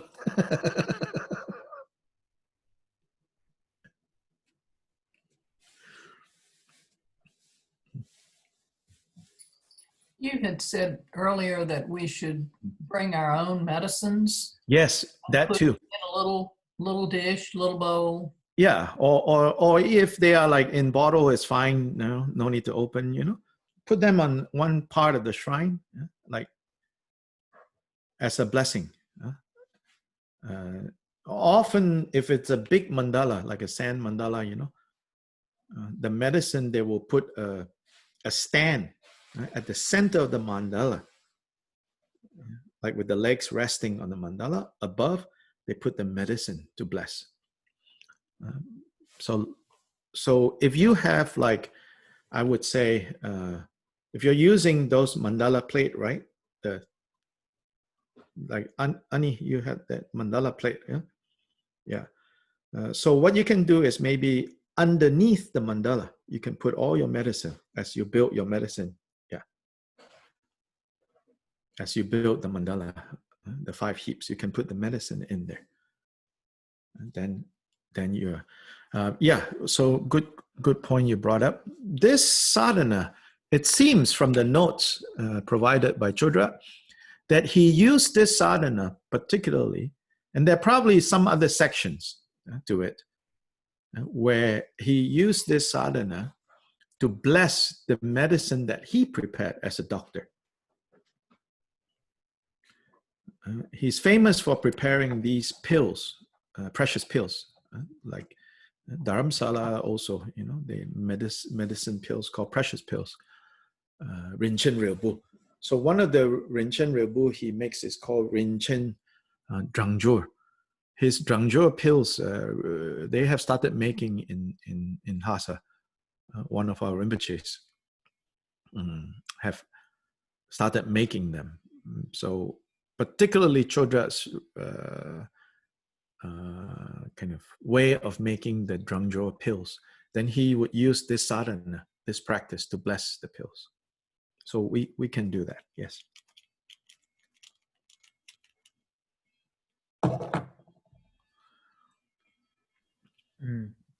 You talked briefly about how this Mogakaya representation is highlighting the manifest form. The manifest qualities of medicine Buddha. Right, yeah. Is there, I was thinking maybe something analogous with the Nirmanakaya form is the stability? Is there something? Not necessarily. Yeah, this is when it doesn't really carry over like that. Yeah. So, no.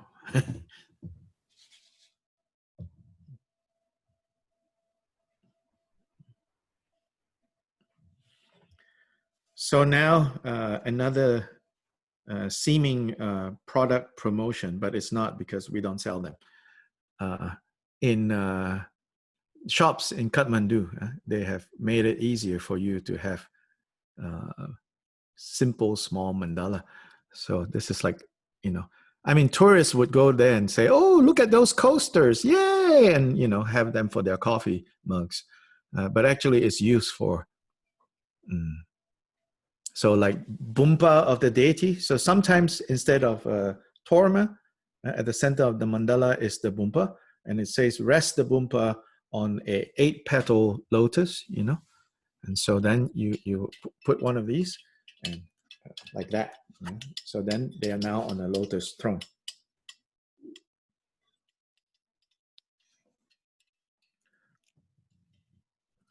And if you are good with arts and crafts, like time to go to Michael's with your mask on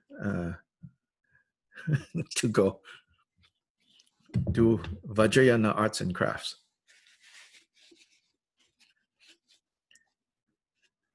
Just for greed to arise. Woohoo!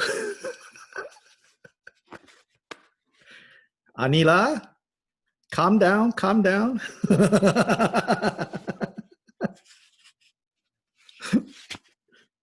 I know who I'm torturing. Sorry, the rest of you. I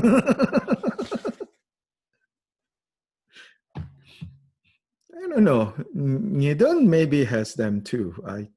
The last time we were in Nepal, we were shopping. I told Nyedon, I don't know if he got any.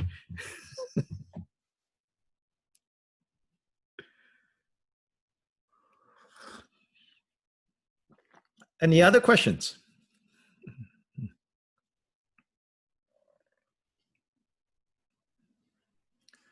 So, my suggestion is during this, starting from this coming Friday night into Sunday morning, it's okay to sleep a little less, Sleep is important, of course, but it's also okay, to sleep a little less.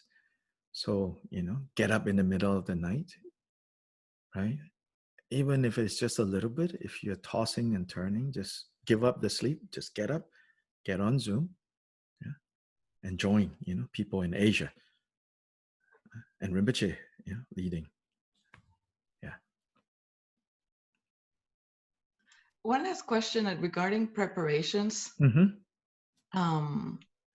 Anything like to avoid eating or? It's good to avoid eating what they call the dark foods.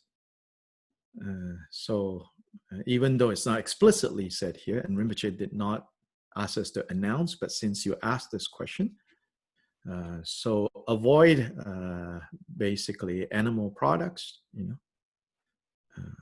not exactly vegan, butter, milk is okay. But eggs, they say no. And then also things like garlic, they say no. It's just, altogether maybe, 3 meals. So it's okay. You can avoid that.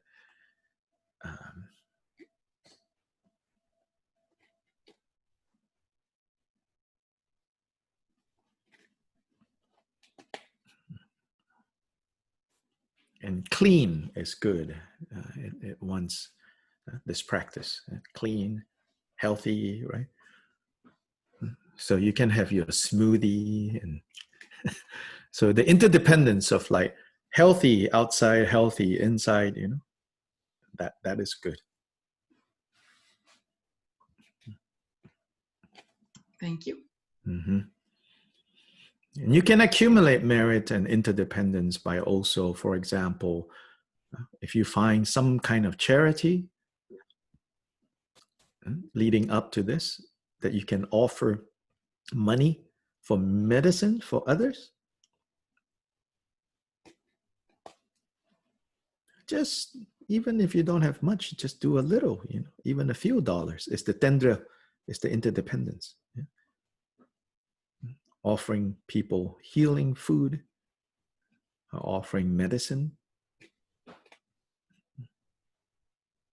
That's all helpful. Yeah.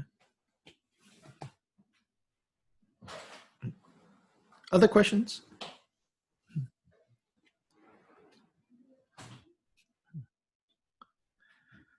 If not, a reminder.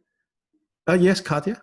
Well, I'm just wondering the significance of the other deity toward the beginning of the practice with the rosy complexion. That's the guru. That's Lord Yuto Yonten, the greatest of doctors in Tibet. Ah, yeah, right. and he there represents guru.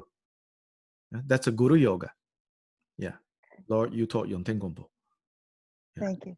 Yeah, it's also like, emanation of medicine Buddha. Yeah. And Rinpoche may or may not do that section. Even in the text, it says it's an additional if you want to enhance, so we'll see, Rinpoche might choose to say, okay, we don't need to do that because since it's mostly a medicine Buddha focus, then he might skip that section.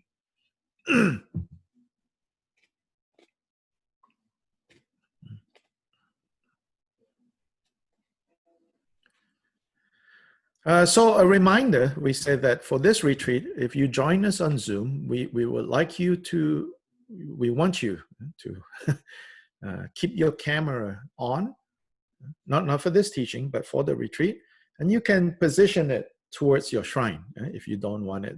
So it's more, we felt, as we're organizing this, that there's something, energetically, we're more together if we have the camera on. And we understand, some of us are saying, no, I don't want it point at me. Then point it at your shrine. So then other people having this visual contact, having the verbal as well, visual as well. And then as we suggested, to whatever degree you can prepare the different offerings, including the obstructor offering, you do. If it is not possible within your constraints, also don't stress over that. But if you say, no, I don't want to turn on, the camera in any case, please join us on Facebook, because this whole time it will be live stream on Facebook as well. At the various centers. So we're going to push this Zoom to like maybe the urban Dharma, and from there the various centers can do a watch party and push it to your particular page. Then everybody can see that going on. Yeah. Dr. Lai? Yes. Could you give any direction or guidance on if there's anything proper or improper about the shrines? I've just sort of been taking things that seem meaningful to me and putting them, but is there anything? Well, the description of the shrine at the beginning of this teaching, that's the basic shrine that it recommends. But again, you do what you can. Yeah. Okay. Yeah. No like big no-nos, I mean, within reason, no big no-nos, Otherwise, yeah, you do what you can, And we'll send some pictures of like other examples, not necessarily for this retreat,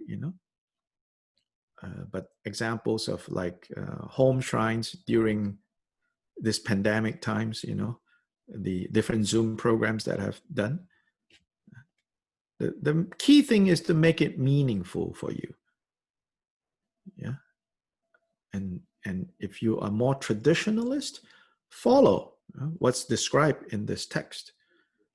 Again, I feel if that's not within your sense of, the universe, then it is not. What's the point of forcing? This is not a theistic religion. You're not going to upset anyone. There's no God that goes, oh, I'm pissed you didn't follow my instructions.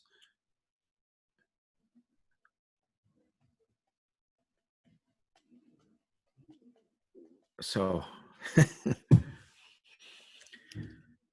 we had an earthquake here in North Carolina this morning. I don't know if you all felt it further away.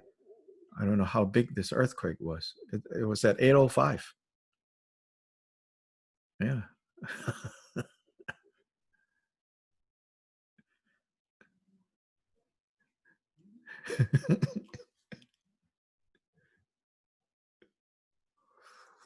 How big was it on the Richter scale? I don't know actually. 5.1. Oh, 5.1. 5.1. Yeah. I normally don't feel anything, you know. Yeah, the Guatemalans and the Mexicans are like, you call that an earthquake?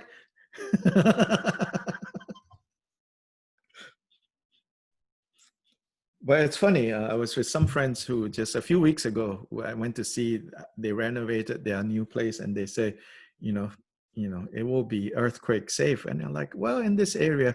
And then of course, you know, this is year 2020 after all. So anything is possible.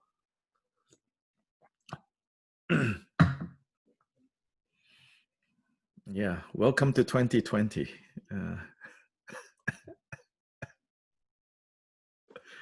I've been checking data on earthquakes. There were 2 small ones. One small, one medium in Sparta this morning. If anyone is interested in the data, if you go to USGS, they have worldwide reporting on earthquake activity. You can see. Yeah, the last time I was in an earthquake was was in Taiwan, and I was not at the epicenter, but away from the epicenter, like a building, a hotel building collapsed, you know. But my confession is I slept through the earthquake. My friends who were in Taipei, you know, the next morning, they're like, how did you sleep through the earthquake? I said, I don't know. I slept through it, you know. They were like, they came out to the streets and all that, and I slept through it. Okay, so we will end now. And in the next day or two, we'll be sending out emails with some of the details that I was talking about, some photos, links to download photos, examples of shrine to kind of look at, and some reminders. So thank you for coming on this morning. This will be available as a video as well to be viewed, to review. And if you know anybody else who wants to join this program but didn't make it today, you can share with them that link. We will also share the link once it's up. So you have a good rest of Sunday. At the end, we'll do a dedication, a bodhicitta dedication. Yeah. Chanju Semcho Rinpoche Ma Ge Ba Nam Ge Yu Che Ge Ba Nyam Pa Me Ba Yang Gong Ne Gong Du Bel War Shu.